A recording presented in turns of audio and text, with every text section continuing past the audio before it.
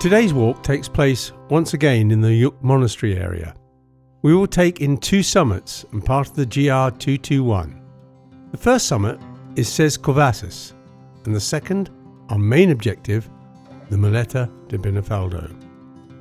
Starting from the Col de Sa Batella, it's a circular route which should take about 3 hours, with a couple of stops included.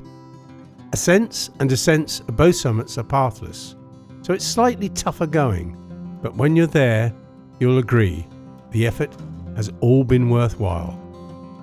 So, let's get out there.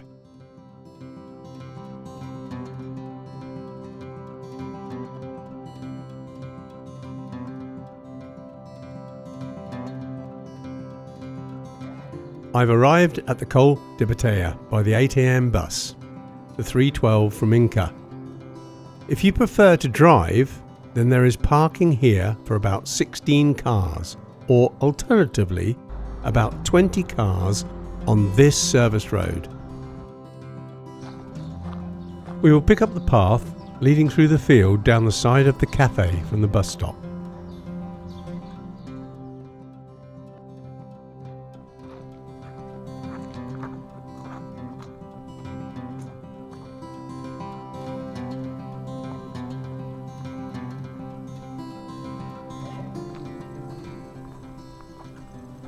So after about 50 minutes of coming up the track takes a significant bend to the right.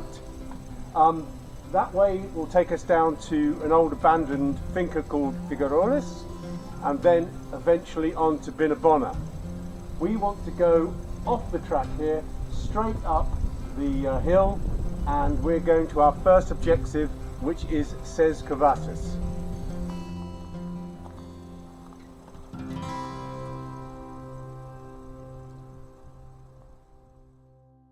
This route up Sea Covasses basically has no footpath, visible footpath. It has a series of intermittent cairns, or of course it's the highest point in this area, so as long as you're still going up and picking your way through, you'll eventually get to the summit in probably about 20 minutes.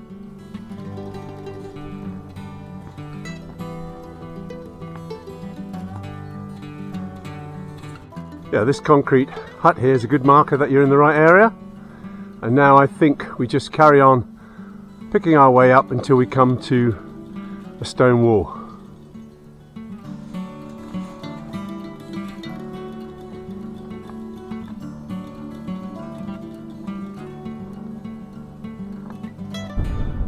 About 30 seconds after climbing the wall, making your way to the left hand edge of the ridge, you'll come across beautiful views like this.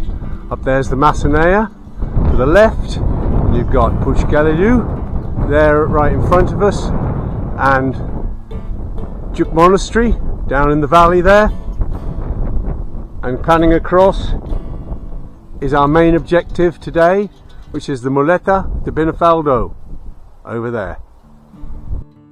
After climbing over the wall and a few minutes of ascent, you should come to this crag. What we need to do here is we need to skirt underneath it to the left. Following our cairns along this little exposed rocky section here, we can see the cairn at the end will want to take us up into the carriage grass, which is quite thick, but there is roots through there. Here we are, just pushing our way up through this carriage grass. Won't be long now. As long as we're still going up, we're going the right way.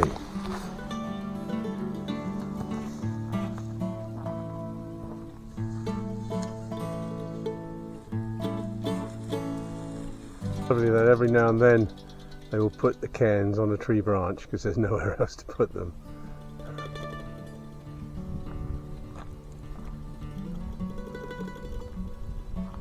So, after about 35 minutes after leaving the Col de Sa Batella, we've eventually reached the summit plateau, and the views are starting to open up already.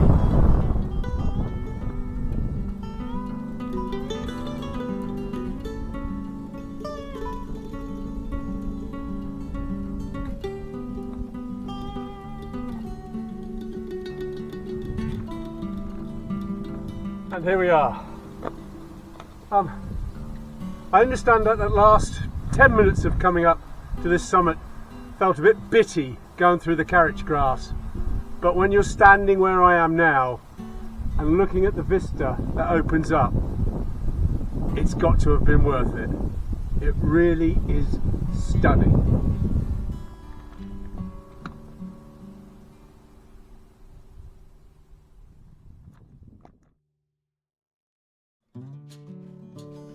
And as I said, the views from here are absolutely stunning.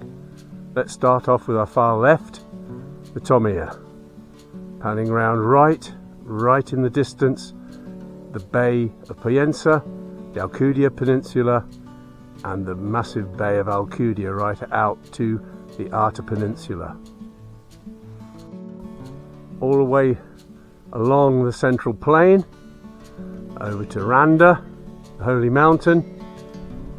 Coming to our right, we have Carigola there and the Massanea up there. What a wonderful vista. The descent from the summit of Sea Covasses to the col is pretty straightforward. Although pathless, it has some well-placed cairns that will show you the way. It should take about 8 minutes to get to the gap in the wall.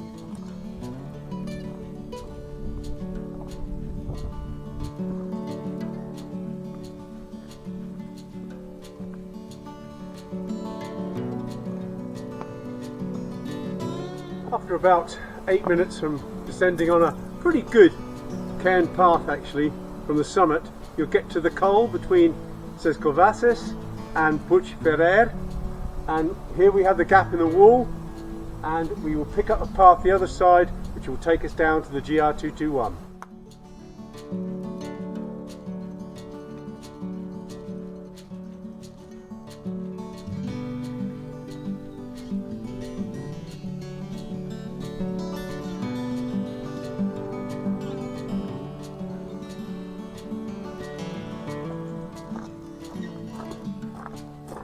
After about 5 minutes of descending a very well defined path from the col, the gap in the wall, we eventually reach the GR221.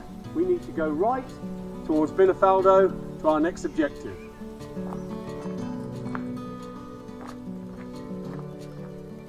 After a few minutes of being on the GR221, we come to these signs.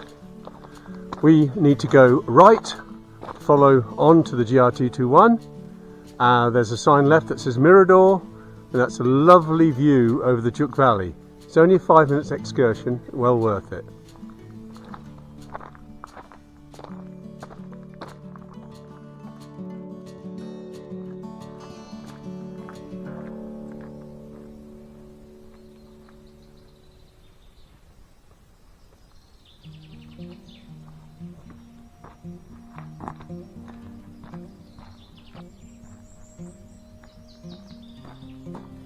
This track junction here has significance because after we've come down from the summit of the Moleta de Binifaldo, we will actually get to this point and then take the track that goes down there to a little hamlet called Menut.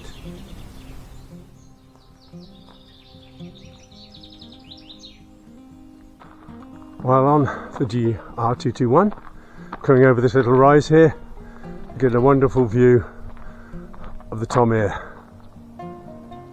Great, and we're going to go down there.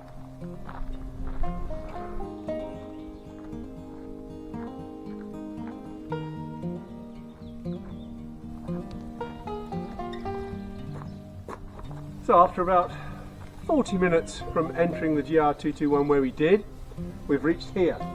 This is the Col de Pedregueret, and this is a significant col because if you cross over and go to my left, that's the normal route up the Tomia, and if we go to my right, that's the way we want to go up the Moleta de Binifaldo.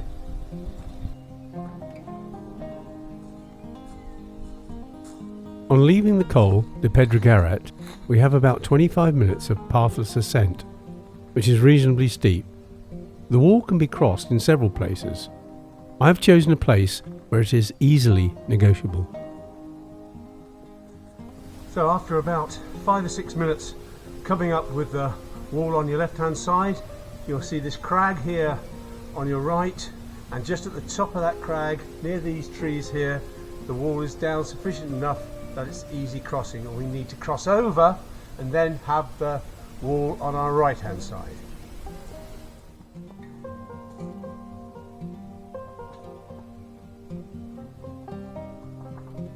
So after ascending for 10 or 12 minutes with the wall on our right hand side, we finally get to these crags. Now these crags are far too steep for us to negotiate at this point. So what we need to do is we need to traverse left at the base of the crags until we find an easier place to ascend. About 5 minutes.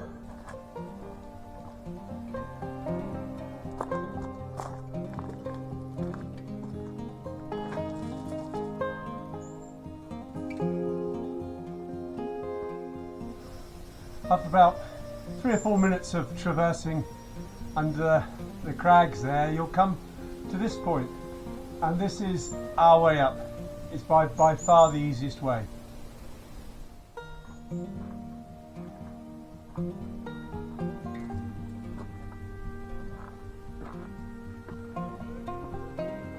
Just climbing up and airing towards the right really.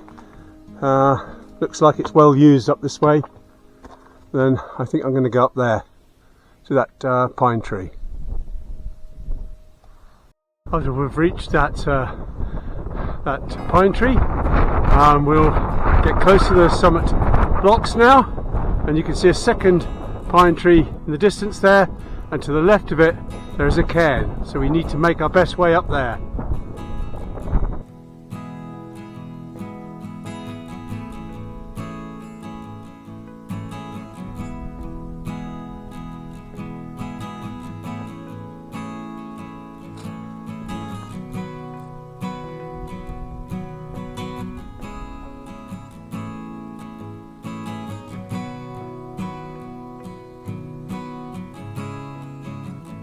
From the summit of the Moleta de Binifaldo, we have a wonderful view over to the Massonea with Galileu just in front there. Just pan round onto the Puig Mayor and right out to sea. How wonderful. So after soaking up that beautiful vista of the summit of the Moleta, it's time for us to descend. Now, as in the route on the way up, it's pathless on the way down as well. There are intermittent cairns on the upper section and certainly on the lower section, but in the middle you go into a forest, and where trees have blown over they've obscured some of the cairns. So the rule of thumb here is to keep within 10 to 20 metres of the right hand edge of the spur that we're going down, and if we do that then we may pick up the odd cairn, and that will get us down there in about 25 minutes. Okay? 10 to 20 metres from the right hand edge.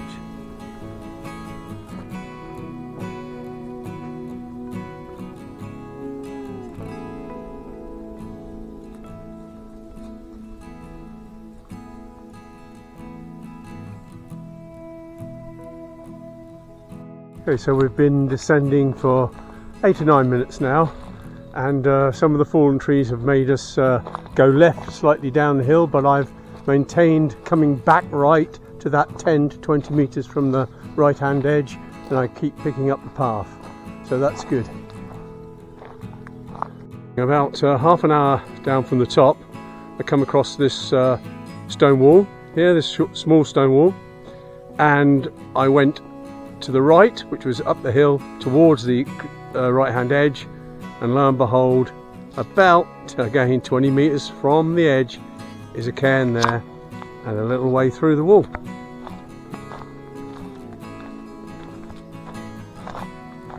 Certainly after leaving the wall, the cairns become much easier to follow, and about 5 minutes afterwards the path will spit you out on the GR221.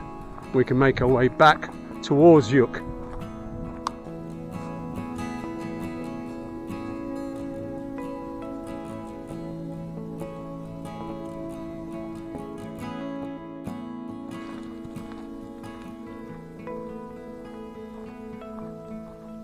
After a couple of minutes of walking down the GR221, we've arrived back at this track junction. If you remember, before we climbed the Moleta, I said that we're going to have to go down to the left hand side. That's where we're going to go.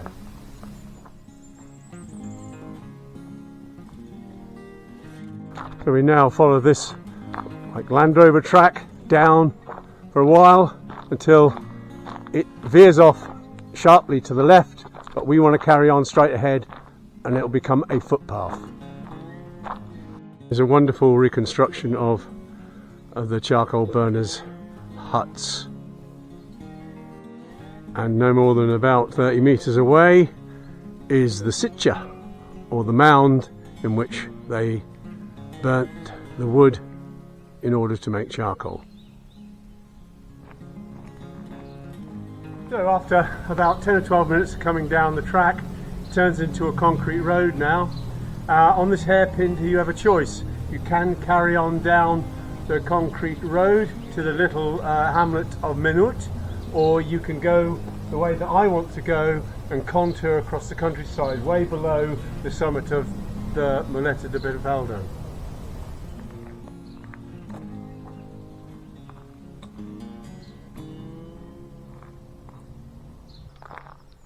The first couple of 100 meters after leaving that little hairpin bend, they're felled trees, so it looks less like a path, just a wide expanse. But now, coming to the end of it, I'm joining what looks like the path now.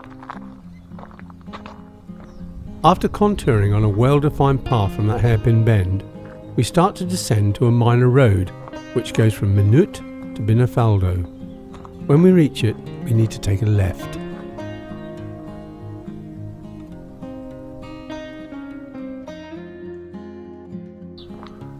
So if you'd have decided to have carried on down that little concrete road instead of taking the contouring path, this is where you'd come out to join the road through that little foot gate there. After about 4 or 5 minutes of coming down that minor road, we'll meet the main road here. This is the MA10. This is the mountain road from Pienza to Soya, and we need to turn right and go up here about 100 meters.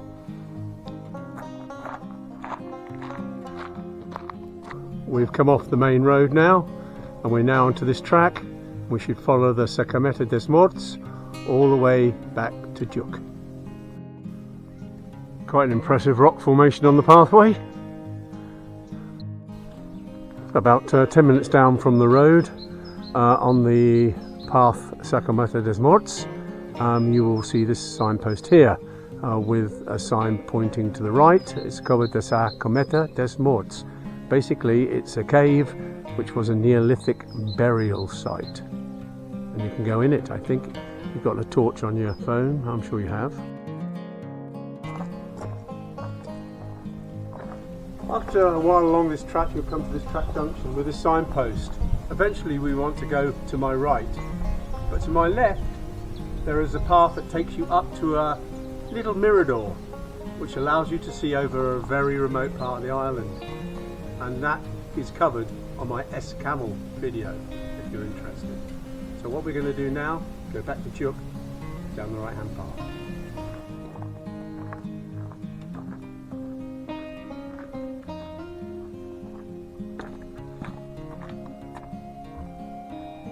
After about 25-26 minutes, the path gradually brings us down to this bridge here, which you've got to cross and then go across the football pitch to the right, and we will meet the service road of Lluc Monastery.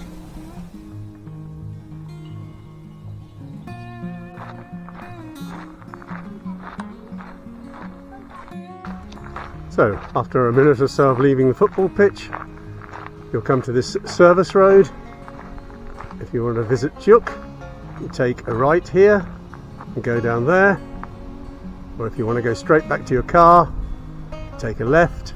In 30 meters you'll hit the main road. You need to turn right. After 20 meters or so, head towards Saint-Omer. Across the road is a gateway. Descending the steps from Saint-Omer, you will see the sign for the GR222. Follow it and it will take you to the Col de Sa Batella in about 20 minutes. As you can see, this walk has plenty of different types of terrain to overcome. Some easy and some slightly tougher. In fact, it has it all, including stunning views from both summits.